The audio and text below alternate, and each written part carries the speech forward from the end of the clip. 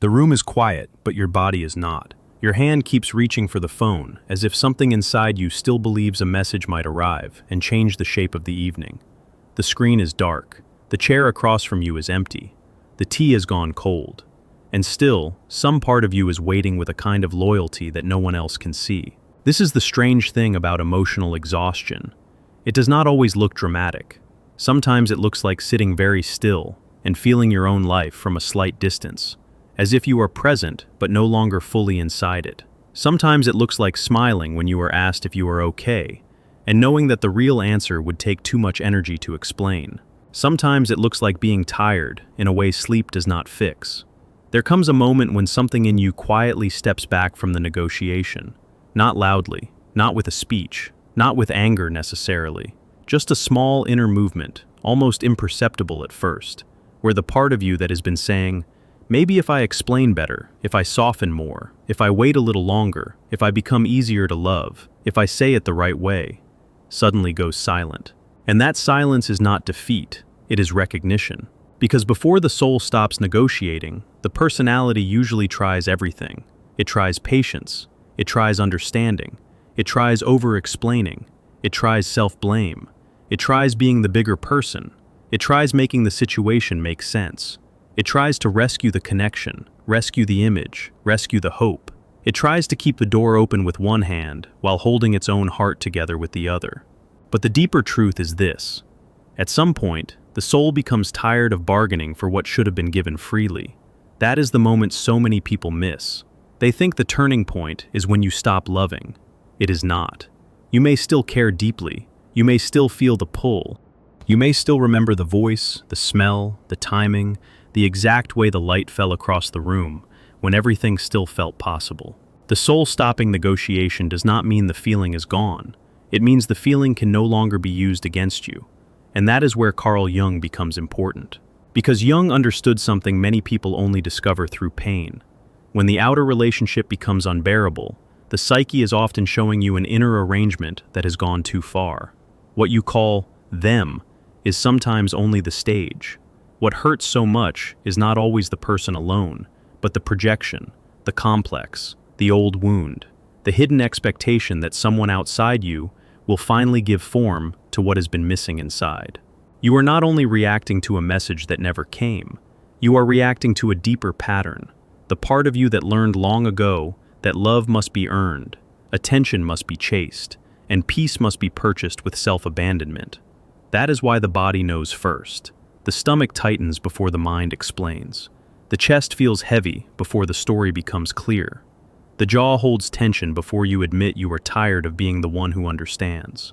The nervous system often recognizes the truth before the ego is ready to say it out loud. And the truth may be simple, even if it hurts. You have been negotiating with a situation that has already revealed its limits.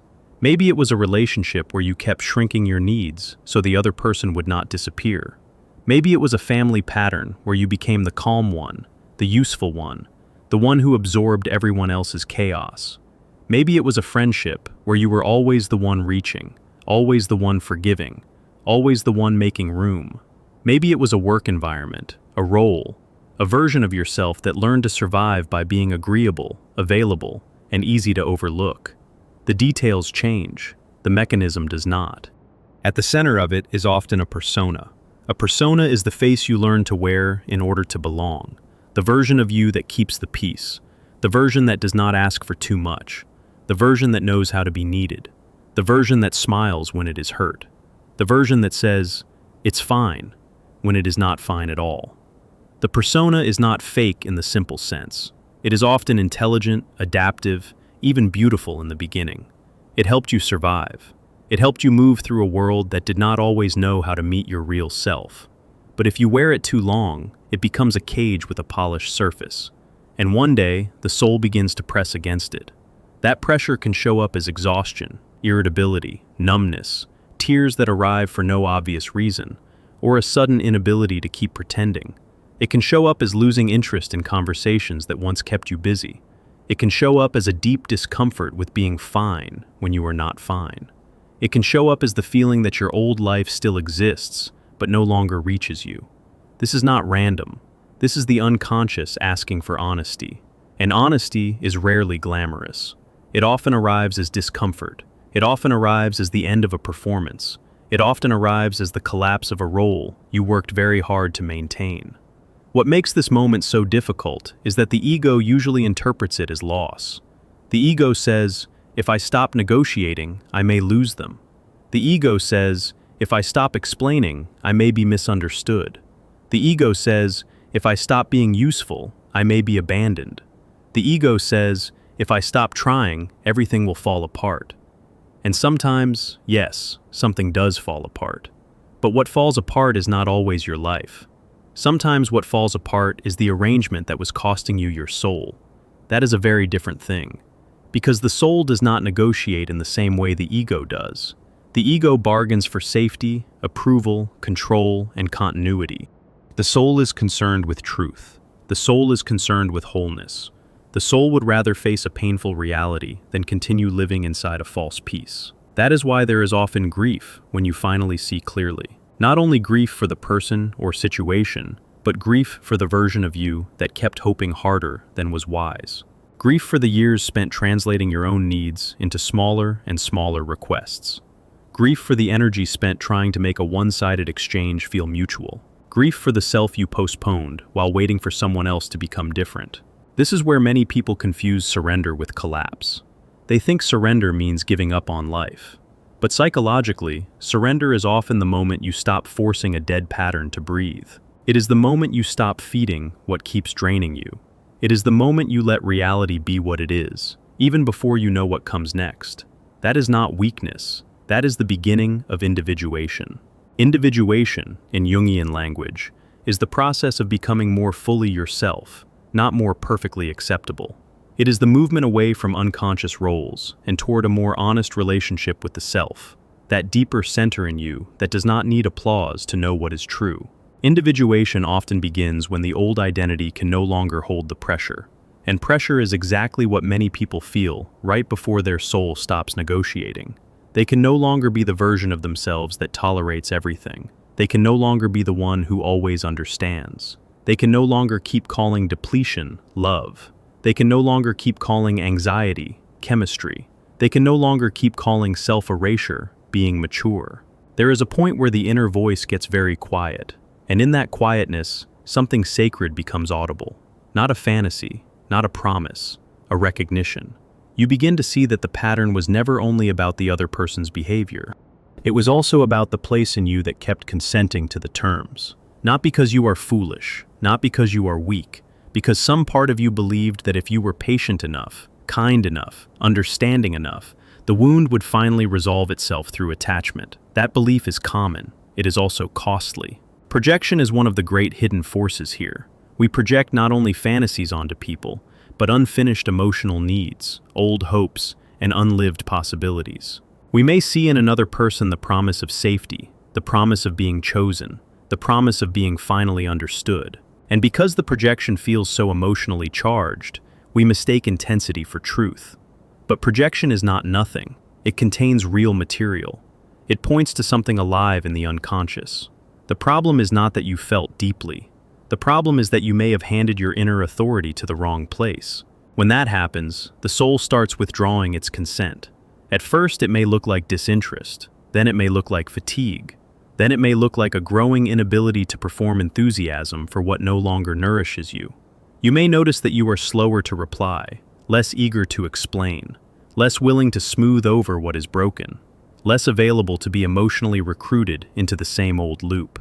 People around you may misread this. They may call you cold, distant, changed, harder to reach.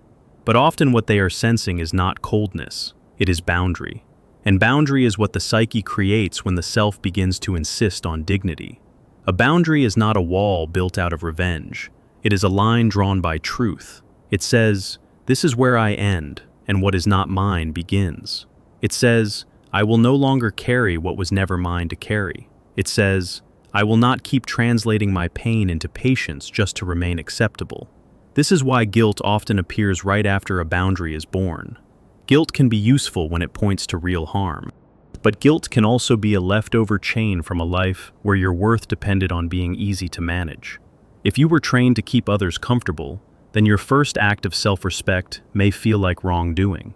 If you were praised for being low maintenance, then having needs may feel selfish. If you were rewarded for staying quiet, then speaking honestly may feel dangerous. So when the soul stops negotiating, guilt often rushes in to try to pull you back. It says, maybe you are being too harsh. It says, maybe you should give it one more chance. It says, maybe if you were more compassionate, this would improve. It says, maybe you are asking for too much. And sometimes compassion is needed. But compassion without truth becomes self-betrayal dressed as virtue. That is the trap. The soul is not asking you to become cruel. It is asking you to stop confusing endurance with love. It is asking you to stop calling a chronic wound a bond. It is asking you to stop remaining loyal to what repeatedly makes you smaller. There is a difference between patience and self-erasure. There is a difference between understanding someone and disappearing for them. There is a difference between loving generously and abandoning yourself in the process. The moment you begin to recognize that difference, the emotional atmosphere changes. Not always immediately. Sometimes the old pull remains for a while. The body may still reach for what the mind has already seen clearly. The heart may still ache for the version of the story that never arrived. The unconscious does not update on command. But something crucial has shifted. You are no longer fully inside the spell. And once you are no longer fully inside the spell, you can observe the pattern instead of obeying it. This is where the shadow enters the picture. The shadow is not only the dark part of you, it is also the part you have not allowed yourself to know. In many people who have spent years being the strong one, the kind one, the understanding one, the shadow holds anger, resentment, exhaustion, and the forbidden desire to stop being available on demand. It may also hold the grief of all the times you swallowed your own truth to keep a connection intact. When the soul stops negotiating, the shadow often rises, not to ruin you, to tell the truth. The anger you feel may be the energy that was once used to protect others, but never allowed to protect you. The resentment may be the sign that your inner system has been overdrawn for too long. The numbness may be your psyche's way of refusing to keep pretending that everything is fine. The sadness may be the clean grief that comes when illusion loses its grip. Do not rush past these feelings. They are not proof that something is wrong with you. They are evidence that your psyche is trying to rebalance itself. A person can only give away so much of their life force before the unconscious begins to compensate. Sometimes compensation comes as dreams. Sometimes it comes as sudden fatigue. Sometimes it comes as a loss of interest in the very thing that once gave the ego its identity. Sometimes it comes as a refusal to keep participating in a role that no longer serves the deeper self.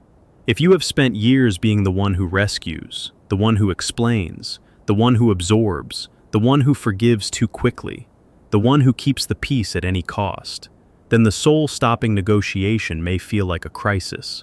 But it may also be the first honest thing that has happened in a long time. And honesty changes the room. It changes the way you read silence. It changes the way you interpret distance. It changes the way you respond to mixed signals. It changes the way you feel when someone only values your presence after you begin to withdraw it. It changes the way you hear apologies that arrive without real change. It changes the way you notice who meets you, and who merely uses your warmth to avoid their own emptiness. This is the part most people avoid, because once you see it, you cannot unsee it. You begin to understand that some connections survive only because one person keeps over-functioning. You begin to see how your calm became the container for someone else's chaos. You begin to notice how your empathy was recruited to excuse patterns that were never going to heal themselves through your understanding alone. You begin to realize that being available is not the same as being loved, and that realization can be devastating, but it is also freeing, because if you can see the pattern, you can stop mistaking your pain for proof that you must try harder. You can stop interpreting your longing as a command. You can stop confusing the ache of attachment with the wisdom of fate. You can begin to ask a better question, not, how do I get them to finally see me, but, what is in me that keeps hoping to be chosen at the cost of my own center? That question is where the real work begins, and the answer is rarely simple. Sometimes it is an abandonment complex, where the nervous system learned early that love can disappear without warning, so now any distance feels like danger. Sometimes it is a rescuer complex, where your sense of value became tied to being the one who can save, soothe, or fix. Sometimes it is a deep identification with the persona of the good one, the patient one, the understanding one, the one who never asks for too much. Sometimes it is a projection of inner wholeness onto someone who can never carry that burden for you. Whatever the form, the pattern has one thing in common. It places your center outside yourself, and the soul cannot remain healthy there forever. At some point, it stops negotiating because negotiation has become a form of self-abandonment. You may notice this in small ways first. You stop checking the phone every minute. You stop rewriting messages to sound less needy. You stop rehearsing conversations in your head. You stop explaining what should already be obvious. You stop trying to earn basic decency. You stop performing calm when you feel chaos. You stop making yourself responsible for the emotional weather of everyone around you. This is not apathy. This is the return of psychic energy. A soul that stops negotiating begins to reclaim what was leaking out through endless compromise. It begins to gather itself. It begins to remember that there is life beyond the loop. It begins to feel the strange, unsettling relief of no longer being entirely available to what depletes it. And yes, there may be sadness in that. There may be loneliness. There may be a sense of standing in a doorway between identities. The old self is no longer convincing, but the new self has not fully taken shape yet. That in-between place can feel raw, but it is also fertile, because something real can only grow where illusion has loosened its grip. If this names something you have never been able to say out loud, write a single sentence for yourself in the comments. I am no longer willing to abandon myself to keep a pattern alive. Let that sentence be small and quiet. It does not need to be dramatic. It only needs to be true. And here is another layer that matters. When the soul stops negotiating, you may suddenly see how much of your suffering came not from the event itself, but from the repeated attempt to make the event mean something kinder than it did. You kept trying to translate absence into busyness, avoidance into fear, inconsistency into hidden depth, neglect into potential. You kept giving the story the benefit of the doubt long after the evidence had spoken. That is not foolishness, it is hope. But hope without discernment becomes a trap. Jung would have understood that very well. The psyche is not healed by fantasy. It is healed by relationship to reality. Not harsh reality, not cynical reality, but reality as it is. The person who can see clearly without collapsing into bitterness is already becoming more whole. That is why the soul's refusal to negotiate is such an important threshold. It is the point where your inner life says, I will not keep paying for a connection with my own disappearance. And once that line is crossed, your attention begins to reorganize. You look differently at the empty chair. You look differently at the unopened message. You look differently at the silence that once felt like a verdict. You start to see that the silence was also information, not always about them, but about the shape of the bond itself. You begin to understand that what felt like uncertainty may have been clarity in disguise. A one-sided pattern always has a cost. Sometimes the cost is obvious, sometimes it is subtle, but eventually it shows up in the body, in the mood, in the way you move through your own days as if some part of you is still waiting at the door. The soul stops negotiating when it can no longer pretend that the cost is small. And then comes the strange beauty of this moment. You may still love, but you love with less self-forgetting. You may still care, but you care without volunteering for depletion. You may still remember, but memory no longer owns your future. You may still feel the ache, but the ache no longer gets to make decisions for you. That is maturity, not hardness, not indifference. Maturity. A mature psyche can hold grief without turning it into a religion. It can hold disappointment without making it the final truth. It can hold longing without obeying it blindly. It can hold love without surrendering dignity. It can say, I wanted this, and also, I will not pay for it with myself. That sentence changes everything. Because when the soul stops negotiating, the question is no longer whether the other person will finally become what you needed. The question becomes whether you will continue to abandon yourself while waiting for that possibility. And if you are honest, you already know the answer that your body has been trying to give you. The tightening in your chest is not asking for more negotiation. The heaviness in your stomach is not asking for more excuses. The exhaustion in your bones is not asking for another round of hope that ignores reality. It is asking for release. Release from the role. Release from the loop. Release from the false promise that if you just endure a little longer, the wound will turn into love. Sometimes, the most loving thing you can do is stop feeding what keeps taking from you. Sometimes, the most spiritual thing you can do is tell the truth about what is happening in front of you. Sometimes, the most healing thing you can do is let the unconscious complete the sentence your ego has been refusing to finish.